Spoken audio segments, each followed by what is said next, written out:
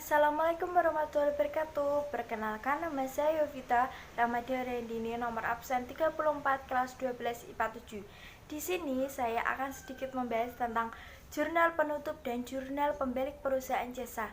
Apa sih jurnal penutup? Jurnal penutup atau dalam bahasa Inggrisnya adalah closing journal center, yaitu jurnal yang diterbitkan di akhir periode akuntansi untuk menutup akun-akun nominal sementara.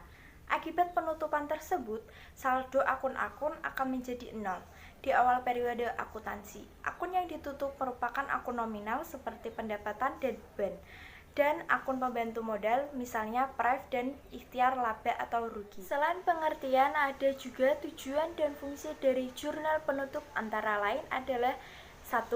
Menutup saldo berada di semua perkiraan sementara menjadi perkiraan tersebut menjadi 0. 2. Membedakan transaksi akun pendapatan dan beban supaya tidak tercampur dengan jumlah nominal dari perolehan dan beban di tahun berikutnya. 3. Menunjukkan neraca awal periode berikutnya sesudah dilakukan penutupan buku. 4. Menunjukkan informasi keuangan yang nyata dan suatu perusahaan sesudah dilakukan penutupan buku jurnal penutup. Akun yang sebenarnya tersusun atas harga, kewajiban, dan ekuitas. Selain jurnal penutup, ada juga pengertian jurnal pemilik perusahaan jasa. Jurnal pemilik adalah jurnal untuk membalik jurnal penyesuaian yang menimbulkan akun neraca. Jika tidak dibalik, akan terjadi akun ganda. Dengan kata lain, jurnal yang memiliki istilah lain reverse entry ini yang dapat dibuat pada awal periode akuntansi berikutnya untuk membalik jurnal penyesuaian yang menimbulkan perkiraan real baru. Jurnal ini merupakan jurnal yang sengaja dibuat untuk membalik beberapa jurnal penyesuaian tertentu yang sudah disusun periode sebelumnya. Penyusunan jurnal ini dalam proses atau siklus akuntansi adalah opsional.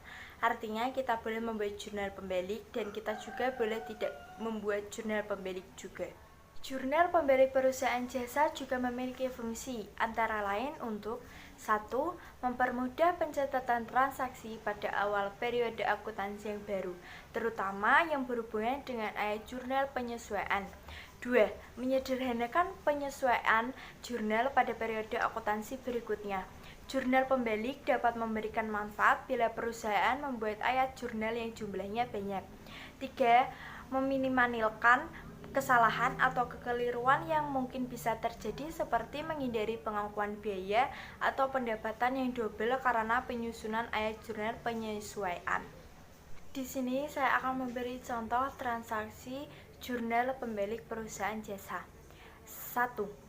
Beban dibayar di muka. Maksudnya beban telah dibayar terlebih dahulu atau dicatat sebagai beban. Jadi dibuatkan jurnal pembalik agar menjadi sewa dibayar di muka atau menjadi harta. Misalnya pada 1 Desember 2017 dibayarkan uang sewa untuk 1 tahun sebesar 2.400.000, dicatat pada jumlah jurnalnya beban sewa 2.400.000 dan kasnya juga 2.400.000. Contoh yang kedua, pada 31 Desember 2017 dibuat ayat jurnal penyesuaian juga. Sewa dibayar di muka juga 2.200.000, bebannya juga 2.200.000. Contoh yang kedua, ada pendapatan diterima di muka. Pendapatan sewa yang belum direalisasikan akan dicatat sebagai pendapatan. Di sini jurnal pembalik dibuat untuk menjadikan pendapatan sebagai sewa diterima di muka. Misalnya pada 1 September 2017 perusahaan telah menerima pendapatan sewa sebesar 2.400.000 untuk 6 bulan. Jurnal yang dibuat saat transaksi adalah kasnya 2.400.000, pendapatan sewanya juga 2.400.000. Dan contoh yang kedua, pada 31 Desember 2017 dibuat ayat jurnal penyesuaian juga. Pendapatan sewa 800, sewa diterima juga 800.